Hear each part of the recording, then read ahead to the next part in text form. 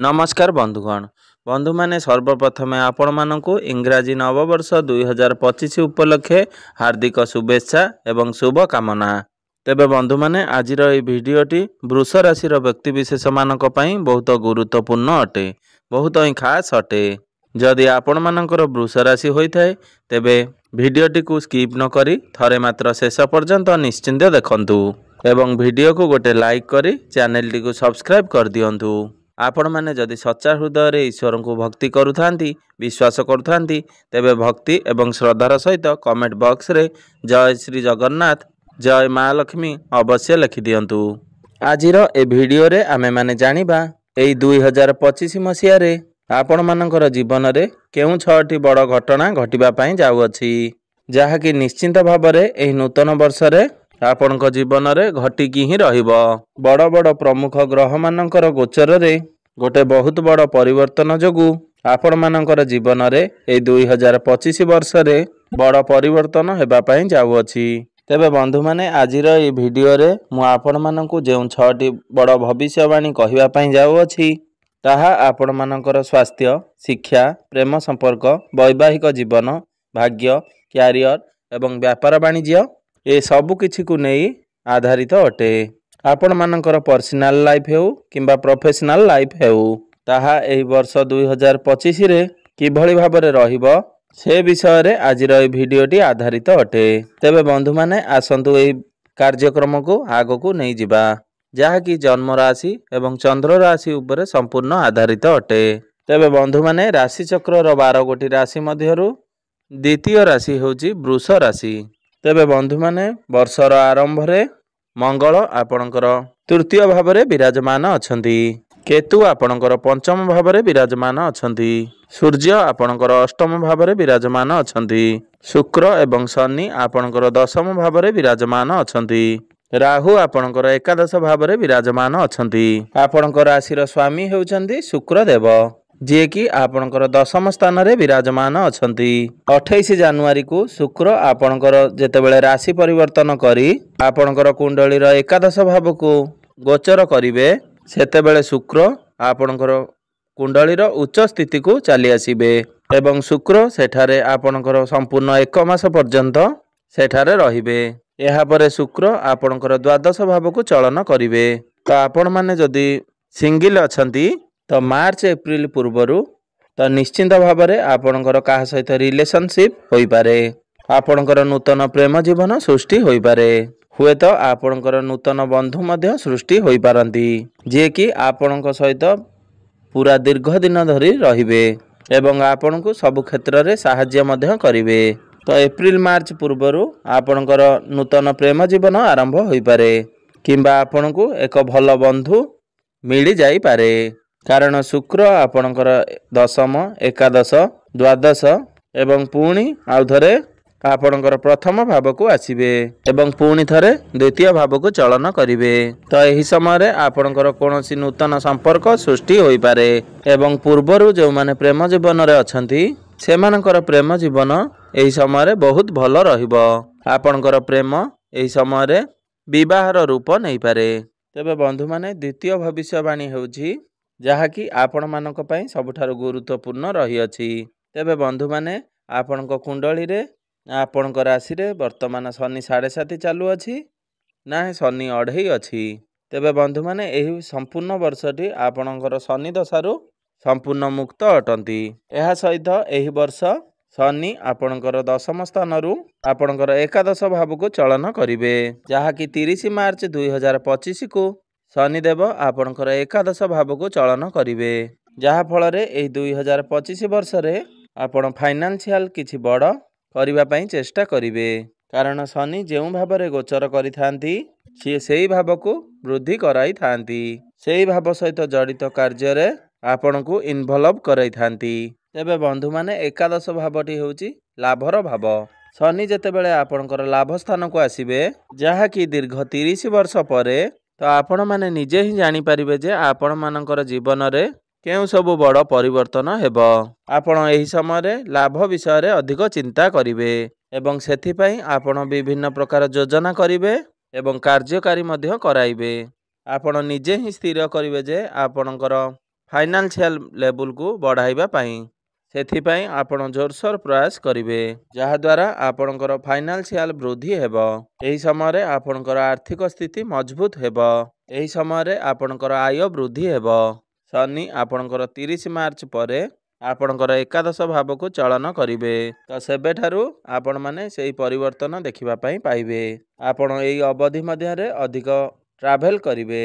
ଏହି ସମୟରେ ଆପଣ ନୂଆ ନୂଆ ଜିନିଷ ଶିଖିବା ପାଇଁ ଆଗ୍ରହ ପ୍ରକାଶ କରିବେ ଏବଂ ଶିକ୍ଷା ଲାଭ କରିବେ ମଧ୍ୟ, ଯାହାଦ୍ୱାରା ଆପଣଙ୍କୁ ଫାଇନାନ୍ସିଆଲ ପ୍ରଫିଟ୍ ହୋଇପାରିବ।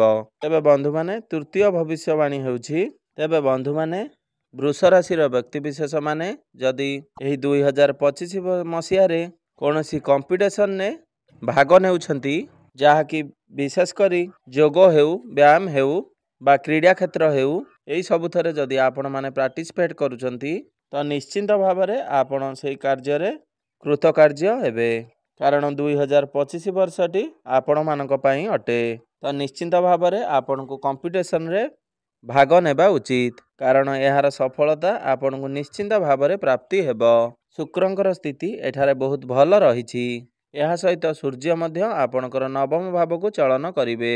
ସେପ୍ଟେମ୍ବର ମାସ ପୂର୍ବରୁ ଆପଣଙ୍କୁ କୌଣସି କମ୍ପିଟିସନରେ ଜଏନ୍ କରିବାର ଅଛି ବା ଯୋଗ ଦେବାର ଅଛି, ଯାହାକି ଆପଣମାନଙ୍କ ପାଇଁ ଲାଭପ୍ରଦ ରହିବ। ଆପଣଙ୍କୁ ନିଶ୍ଚିନ୍ତ ଭାବରେ ଅନେକ ଗୁଡ଼ିଏ ସୁଯୋଗ ପ୍ରାପ୍ତି ହେବ। ତେବେ ବନ୍ଧୁମାନେ ଏବେ ଆସନ୍ତୁ ଜାଣିନେବା ଚତୁର୍ଥ ଭବିଷ୍ୟବାଣୀ ବିଷୟରେ। ତେବେ ବନ୍ଧୁମାନେ ଏହି 2025 ମସିହାରେ ରାହୁ ଆପଣଙ୍କର ଏକାଦଶ ଭାବରୁ ବାହାରି ଦଶମ ଭାବକୁ ଗୋଚର କରିବେ, ଯାହାକି 18 ମେ 2025କୁ ରାହୁ ଆପଣଙ୍କର ଦଶମ ଭାବକୁ ଚଳନ କରିବେ। ଯେମିତି ରାହୁ ଆପଣଙ୍କର ଦଶମ ଭାବକୁ ଚଳନ କରିବେ, ତ ଆପଣ ନିଜେ ଜାଣିପାରିବେ ଯେ ନିହାତି ଆପଣଙ୍କର କ୍ୟାରିୟରରେ ପରିବର୍ତ୍ତନ ଆସିବ। ବିଶେଷ କରି ଯେଉଁମାନେ ନିଜର କ୍ୟାରିୟରରେ ପରିବର୍ତ୍ତନ ଚାହୁଁଥିଲେ, ସେମାନଙ୍କ ପାଇଁ ଏହା ବହୁତ ଫଳପ୍ରଦ ହେବ। ତ 18 ମେ 2025କୁ ରାହୁ ଆପଣଙ୍କର ଦଶମ ଭାବକୁ ଚଳନ କରିବେ ଏବଂ ଆପଣଙ୍କର କ୍ୟାରିୟରରେ ପରିବର୍ତ୍ତନ ଆଣିବେ। କାରଣ ରାହୁଙ୍କୁ ପରିବର୍ତ୍ତନର କାରକ ଗ୍ରହ ବୋଲି ମାନା ଯାଇଥାଏ ଏବଂ ରାହୁଙ୍କର ଏହି ପରିବର୍ତ୍ତନ ଆପଣମାନଙ୍କ ପାଇଁ ପଜିଟିଭ ରହିବ। ଏହି ସମୟରେ ଆପଣ ଚାଲାକ ଚତୁର ଏବଂ ବୁଦ୍ଧିମାନ ରହିବେ। ଆପଣଙ୍କ ମଧ୍ୟରେ ସ୍ମାର୍ଟନେସ୍ ଦେଖାଦେବ। ଆପଣ ଏହି ସମୟରେ ସ୍ମାର୍ଟ ୱାର୍କ କରିବା ପାଇଁ ପସନ୍ଦ କରିବେ। ଏହି ସମୟରେ କଠିନ ପରିଶ୍ରମ ଆପଣ କମ୍ କରିବେ। ତ ପରିବର୍ତ୍ତନ ତ ଆପଣଙ୍କର ଲାଇଫରେ ନିଶ୍ଚିନ୍ତ ଭାବରେ ଆସିବ, ତାହା ଛୋଟ ପରିବର୍ତ୍ତନ ହେଉ କିମ୍ବା ବଡ଼ ପରିବର୍ତ୍ତନ ହେଉ। ତେବେ ବନ୍ଧୁମାନେ ଏବେ ଆସନ୍ତୁ ଜାଣିନେବା ପଞ୍ଚମ ଭବିଷ୍ୟବାଣୀ କ'ଣ ରହିଛି। ତ 18 ମେ 2025କୁ କେତୁ ମଧ୍ୟ ତାଙ୍କର ରାଶି ପରିବର୍ତ୍ତନ କରି ପଞ୍ଚମ ଭାବରୁ ବାହାରି ଚତୁର୍ଥ ଭାବକୁ ଗୋଚର କରିବେ। ତ କେତୁଙ୍କର ରାଶି ପରିବର୍ତ୍ତନ ଯୋଗୁଁ ସନ୍ତାନ ସନ୍ତତିକୁ ନେଇ ବହୁତ ଗୁରୁତ୍ୱପୂର୍ଣ୍ଣ ଅଟେ। କାରଣ କେତୁ ଯେତେବେଳେ ଆପଣଙ୍କର ପଞ୍ଚମ ଭାବରୁ ବାହାରି ଆସିବେ, ତ ଏହା ଆପଣଙ୍କର ସନ୍ତାନ ସନ୍ତତିକୁ ନେଇ ଶୁଭ ଫଳ ପ୍ରଦାନ କରିବ। କାରଣ କେତୁ ଯେତେବେଳେ ଆପଣଙ୍କର ପଞ୍ଚମ ଭାବରୁ ବାହାରିବେ, ଶନିଙ୍କର ଦୃଷ୍ଟି ଆପଣଙ୍କର ପଞ୍ଚମ ଭାବ ଉପରେ ପଡ଼ିବ। ଗୁରୁ ମଧ୍ୟ ଆପଣଙ୍କର ଦ୍ୱିତୀୟ ଭାବରେ ରହିବେ।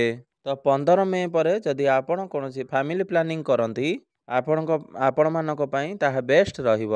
କିମ୍ବା ଆପଣଙ୍କର ଯଦି ପ୍ରେମ ସମ୍ପର୍କକୁ ନେଇ ବାରମ୍ବାର ବ୍ରେକଅପ୍ ହେଉଥିଲା, କଥାବାର୍ତ୍ତା ବନ୍ଦ ହୋଇଯାଉଥିଲା ବା ଆପଣଙ୍କ ମଧ୍ୟରେ କିଛି ମିସ୍ଅଣ୍ଡରଷ୍ଟାଣ୍ଡିଂ ହେଉଥିଲା, ଆପଣଙ୍କ ମଧ୍ୟରେ ତାଳମେଳ ଠିକ୍ ରହୁନଥିଲା, ଏସବୁ ଯାହା ବି କିଛି ସମସ୍ୟା ଚାଲୁଥିଲା, ଯେତେବେଳେ କେତୁ ଆପଣଙ୍କର ରାଶି ପରିବର୍ତ୍ତନ କରିବେ, ଆପଣ ଏସବୁରେ ଗୋଟେ ବଡ଼ ପରିବର୍ତ୍ତନ ଦେଖିବା ପାଇଁ ପାଇବେ। କାରଣ ପଞ୍ଚମ ଭାବଟି ସନ୍ତାନର ଭାବ ହେବା ସହିତ ପ୍ରେମ ସମ୍ପର୍କର ଭାବ। ଏବେ ଆସନ୍ତୁ ଜାଣିନେବା ଷଷ୍ଠ ଭବିଷ୍ୟବାଣୀ ବିଷୟରେ ବା ଅନ୍ତିମ ଭବିଷ୍ୟବାଣୀ ବିଷୟରେ। ତ ବନ୍ଧୁମାନେ 2025 ମସିହାରେ ଗୁରୁ ଆପଣଙ୍କର ଦ୍ୱିତୀୟ ଭାବକୁ ଚଳନ କରିବେ। ତ ଆପଣଙ୍କୁ ଏହି ସମୟରେ ରୋଗ, ଋଣ ଏବଂ ଶତ୍ରୁଙ୍କ ଉପରେ ଟିକେ ବିଶେଷ ଧ୍ୟାନ ରଖିବାର ଅଛି। କାରଣ ଏହି 2025 ବର୍ଷରେ ଆପଣଙ୍କ ପାଇଁ ଏପରି ଦେଖାଦେଉଛି, ତ ଆପଣ ଲୋନ୍ ନେଇପାରନ୍ତି। ତ ଆପଣଙ୍କ ବିରୁଦ୍ଧରେ କିଛି ପଲିଟିକ୍ସ ହୋଇପାରେ। ତ ଆପଣମାନେ ଚିନ୍ତା କରିବାର କୌଣସି ଆବଶ୍ୟକତା ନାହିଁ। ଆପଣଙ୍କ ବିରୁଦ୍ଧରେ ଯେତେ ପଲିଟିକ୍ସ ହେଲେ ମଧ୍ୟ ଆପଣ ତାକୁ ଇଗ୍ନୋର କରିଦେବା ଉଚିତ। ଆପଣ ଆପଣଙ୍କ ସ୍ୱାସ୍ଥ୍ୟ ପ୍ରତି ବିଶେଷ ଯତ୍ନବାନ ହେବା ଉଚିତ। କାରଣ ଏହି ବର୍ଷ ଆପଣଙ୍କର ମୋଟାପଣ ଭଳି ସମସ୍ୟା ଦେଖାଦେଇପାରେ। କାରଣ ଗୁରୁ ଯେତେବେଳେ ଆପଣଙ୍କର ଦ୍ୱିତୀୟ ଭାବକୁ ଚଳନ କରିବେ, ତ ଗୁରୁଙ୍କର ଦୃଷ୍ଟି ଷଷ୍ଠ ଭାବ, ଅଷ୍ଟମ ଭାବ ଉପରେ ରହିବ, ଯାହାର ପ୍ରଭାବରେ ଏସବୁ ସମସ୍ୟା ଆପଣଙ୍କୁ ଦେଖାଦେବ। ତ ଏହି ସମୟରେ ଆପଣଙ୍କର ମୋଟାପଣ ଭଳି ସମସ୍ୟା ବଢ଼ିଯାଇପାରେ। ଯଦି ମୋଟାପଣ ନ ଦେଖାଦେବ, ତାହେଲେ ଆପଣଙ୍କର ଗ୍ୟାଷ୍ଟ୍ରିକ୍ ବା ଡାଇଜେସନ୍ ଭଳି ସମସ୍ୟା ଦେଖାଦେଇପାରେ। ଷ୍ଟୋମାକ୍ ରିଲେଟେଡ୍ କିଛି ସମସ୍ୟା ଦେଖାଦେଇପାରେ। ତ ଏହି ବର୍ଷ ଆପଣ ମିଠା କମ୍ ଖାଆନ୍ତୁ। ତ ଗୁରୁଙ୍କର ଦୃଷ୍ଟି ଆପଣଙ୍କର ଦଶମ ଭାବ ଉପରେ ରହିବ, ଯାହାଫଳରେ ଆପଣଙ୍କ ମଧ୍ୟରେ ମ୍ୟାନେଜମେଣ୍ଟ ସ୍କିଲ୍ସ ବଢ଼ିବ। ଆପଣଙ୍କୁ କାର୍ଯ୍ୟ କରିବାର ଶୈଳୀ ଲୋକମାନଙ୍କୁ ବହୁତ ପସନ୍ଦ ଆସିବ।